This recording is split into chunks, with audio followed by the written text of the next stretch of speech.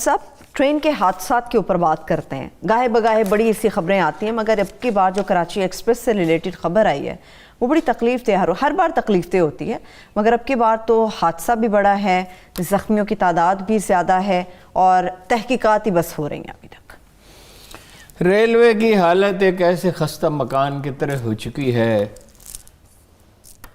جس کو بہت پہلے اس کے حال پہ چھوڑ دیا گیا، جس کی کبھی مرمت نہیں کی گئی. آپ نے غور فرمایا کہ 80% سے زیادہ، شاید 90% سے زیادہ حادثے یہ سکھر سے حیدرآباد تک کے جو ایریا ہے اس پہ ہوتے ہیں. یہ سکھر ڈویژن غالباً اس کو ریلوے میں کہا جاتا ہے. ٹریک کی مینٹیننس نہیں ہے، ٹریک اپنی مدت پوری کر چکا، اب اس کی مرمت کی کسی کو فکر نہیں ہے. میں نے پوچھا وزرائے کرام کی کارکردگی کے بارے میں، بیک زبان جو اچھے افسر تھے انہوں نے کہا، جن کی کوئی کسی سے تعلق نہیں ہے، کہ اگر کام کرنے کی کوشش کی ڈٹ کے کسی نے، خواجہ سعد رفیق نے کی. میں ڈھونڈتا رہا، شاید وہ سیاسی مصروفیت میں تھے، میں ان سے پوچھتا کہ بھئی کیا ہے. شیخ صاحب تو نیم دلی کے ساتھ کام کر، میں نے تو ٹائم تو خیر شیخ صاحب بھی دیتے تھے، مطلب یہ ریل گاڑیاں چلاتے رہو. ہاں جی، صرف ایک حادثہ نہیں ہوا، 2 گاڑیوں کے انجن بند ہوئے، 16 گھنٹے ٹریک بند رہا، 16 گھنٹے ٹریفک رکی رہی. یہ تو اگر مغربی معیار سے دیکھیں تو یہ تو ہے ہی خطرے کا سفر. بھرتی جو ہے وہ سفارشوں پہ، کوئی مانیٹرنگ نہیں. اگر ڈرائیور سفارش پہ بھرتی ہوگا وہ کیا ڈرائیور ہوگا؟ اچھا مجھے انہوں نے بتایا کہ وہ اینٹ اوپر رکھ کے نا سو جاتے ہیں کہ چلتا رہے گا کام. اچھا بھئی اس میں بڑا سخت کڑا معیار ہونا چاہیے. ریلوے ایک ادارہ نہیں ہے، یہ 25-26 ادارے ہیں، ان کا مجموعہ ہے جن کے لیے بڑا ہوم ورک کیا گیا تھا. جب یہ بنایا گیا تھا انگریز نے تو تمام بہت ڈیٹیلز کے ساتھ تفصیلات طے کی گئی تھی، مانیٹرنگ کیسے ہوگی. ریل کے ڈبے یہاں بنتے تھے بھائی، انجن بننے لگے تھے، وہ سب کیا ہوا؟ اچھا اب وہ غلام محمد بلاور صاحب نے اس کا بیڑا غرق کیا. مجھے یاد ہے کہ وہ ریسرچ کر کے جنرل کیانی نے کوریا سے وہ اپنا سسٹم بدل رہے تھے. $10 بلین والا انجن جو ہے $1 بلین میں ان میں بتایا کہ بھائی وہ مل سکتا ہے، لے لیں. نہیں لئے، چین سے انجن لینے، سوٹ کرتے ہوں یا نہ سوٹ کرتے ہوں. اس وقت تاثر یہ ہے کہ جو جنرل مینیجر ہیں اگین وہ اعظم خان کا تحفہ ہے. وہ ہر طرح کی تاثر یہ، اب اس کی تحقیق کرائیں. عمران خان صاحب اگر آپ کو اس ملک سے کوئی دلچسپی ہو ریلوے سے تو تحقیق کرائیں. کہا جا رہا ہے کہ وہ پرائیویٹائزیشن میں ہر طرح کے بے قاعدگی روا رکھتے ہیں، ان کی پسند ناپسند ہیں. باہر سے آدمی بھرتی کر رہے ہیں، کوئی کام نہیں کر رہے، ان کی اپنی پسند ناپسند پہ چلتے ہیں. اور ایک کمپنی کو ریلوے ٹریک بھی وہ کرائے پہ دینے کے لیے تیار ہیں، یعنی جو بھی اس کے لیے ریلوے اسٹیشن بھی پرائیویٹائز کرنا چاہتے ہیں، مگر شفاف طریقہ نہیں ہے. ریلوے کے افسر جو ہے وہ رو رہے تھے آج. اور ریل گاڑیاں بھی، مال گاڑیاں بھی، ہر چیز پرائیویٹائز کریں جو چیز ہو سکتی ہے. ایک تو بات یہ ہے کہ یہ غریب آدمی کی سواری ہے، اس کے اس پہ نثار ہے 1 کروڑ آدمیوں کا. دوسری بات یہ ہے کہ پرائیویٹائز کرنے کے تو ہم خلاف نہیں ہیں، مگر کسی قاعدے کرینے سے ہونا، کسی طور طریقے سے ہونا چاہیے.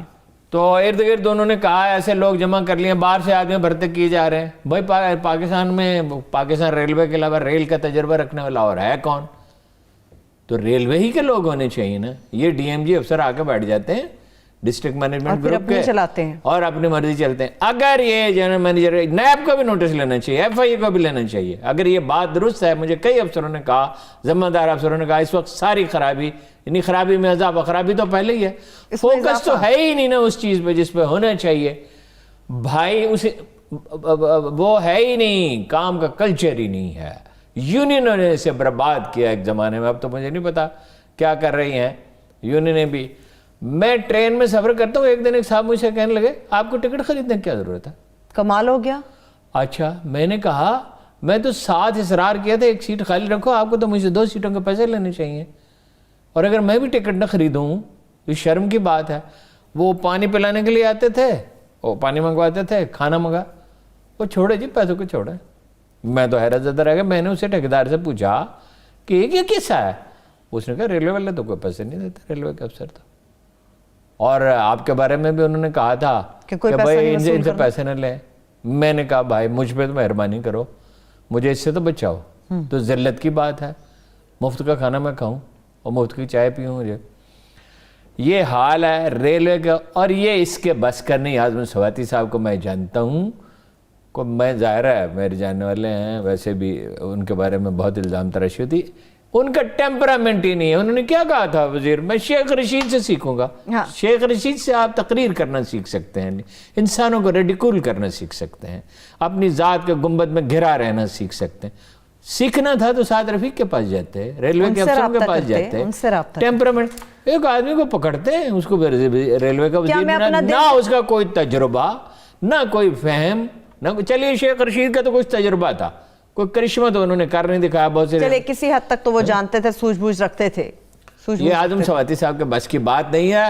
کوئی ریلوے کا آدمی ڈھونڈے جو پوری لگن سے دن رات کام کرے، اس میں ٹریول کرے، دیکھے کہاں جو کام کا کلچر ہے وہ پیدا کرے. یہ جو اب انہوں نے چینیوں سے کہا، آپ کو نواز شریف کے لطیفے سنو 2-3 ریلوے کے. ایک دن بلایا سعد رفیق کو، کہا کہ مظفر آباد تک ریلوے چلا دو. بھائی سواری ہی نہیں وہاں، تو 3 پاپولیشن ہے اور اتنا وہ مہنگا ہوگا.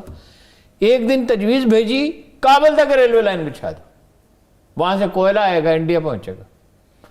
پھر کہا بلٹ ٹرین چلاؤں گا. وہ چینیوں سے کہا، وہ ہنسے، یہ آپ کے ٹریک کی حالت ہے. انہوں نے کہا اسی کو امپروو کر سکتے ہیں. اور کام کا کلچر انہوں نے دیکھا نا، کام تو کرتے ہی نہیں نا. انڈیا میں بھی یہی حالات ہیں ارون صاحب. نا جی، انڈیا میں 90 کروڑ روپے ماہانہ منافع ہے ریلوے کا.